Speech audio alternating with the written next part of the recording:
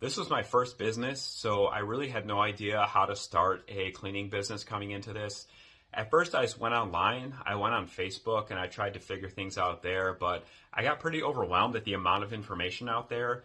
Everyone seemed to have a different opinion on how to do things, and I didn't know if the people giving these opinions were even successful themselves, so I had no idea where to start.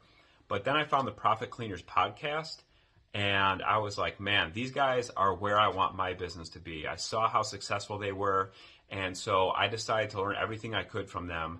And that's when I purchased the course. And I'm telling you, if you're thinking about starting a cleaning business, or maybe you already have and you're feeling stuck, I highly recommend this course. It lays everything out. It's very easy to understand. And the awesome thing is it's been tested by 2 successful cleaning companies. So you know this works. And what I learned from this course, it would have taken me years to figure this stuff out on my own. And I'm about a year and a half in to my cleaning business, and I'm already really far ahead of a lot of the competition in my area.